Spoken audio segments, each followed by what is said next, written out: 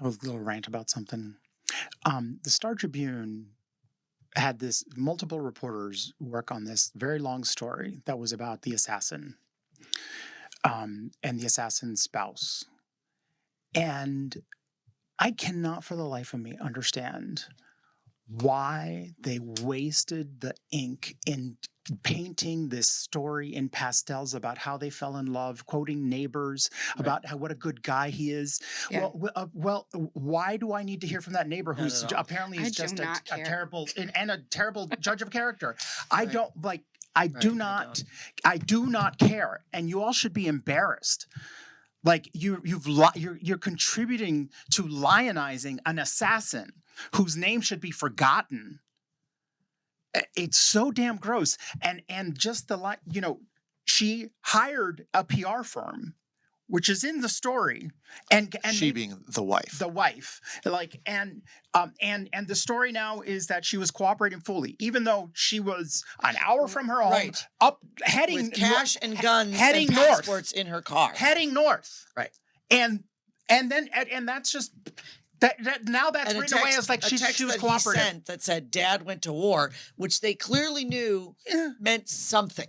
I just, the lack of skepticism from our media about that snow job. Oh my God. Can we at least question? Can we at least question? And I don't need to fucking know how they fell in love. I don't care. Nope. I do not care. The dude's a monster. Can we give a shout out to the Reformer, who I think did the best piece on acknowledging or kind of just reflecting on Melissa's life and impact? That's the other thing. She was a legislative elections genius. I mean, the reason that she knew elections, she had her binder, her 3-ring binder with every district and outcomes over the last 6 cycles and the population growth within each district. And she would sit and she would go through with us. I mean, and I don't know. And Mark Hortman essentially created the van. I mean, when she ran the first 2 times unsuccessfully, he's a software developer. They tracked all of their voter engagement and interactions, which is now the reason why the DFL has been so successful in Minnesota. These 2 are integral into the party and politics and the success that we've been able to have at the state legislature. And that's what we want to focus on. Yep. Well, and one thing too that I think, even though I can't claim to have known Mark anywhere near as well as I knew Melissa, I think that one thing the media and others have done well is they haven't let him get lost. Yeah. And their kids have been very insistent. Yes, and I think that has been something that I've noticed, at least, that there was an effort to not just say it was Melissa Hortman and her husband. They've given Mark his own due.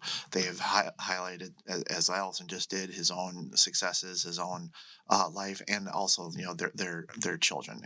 Who, when Melissa and I had our legal case together, their daughter was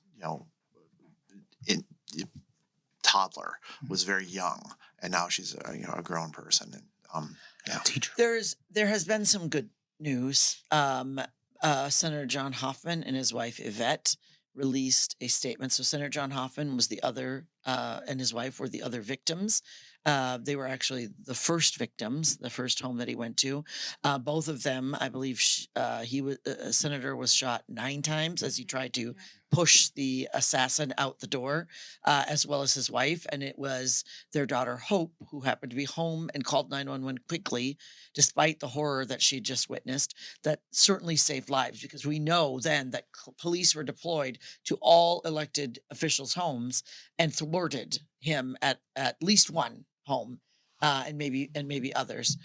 Yeah. So we did get actually President Biden stopped by the hospital. Just on that last point, that morning they'd said that when they were at Hoffman's house, that it was good thinking on the police's part someone thought, oh, we should go to Hortman's house, but there was actually 90 minutes between that and when they arrived, he was at the front door.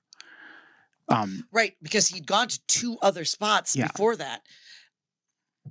There was a delay, and I don't understand. I hope there's just a top to bottom review of everything. Because he was certainly there is because her home was certainly the closest home to him. Right. And we know from one of the other homes, I believe Center and Rest, where law enforcement showed up and he was there and thought he was, the enforcement officer thought that he was a cop that had somehow also gotten there. And he stared ahead and didn't talk to her.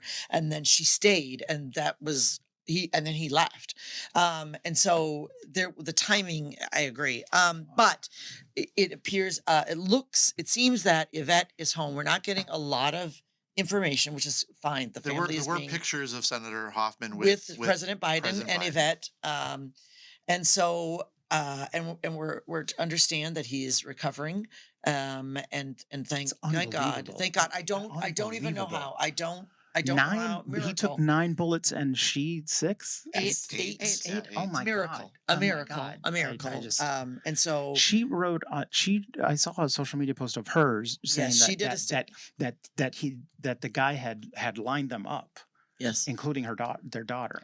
I just. Ugh. So Hope Hoffman released a really long statement today on her Instagram. She runs an account called Disrupt, which is around unionizing the disability community, and it's really good. And I encourage everybody to read that. Yep.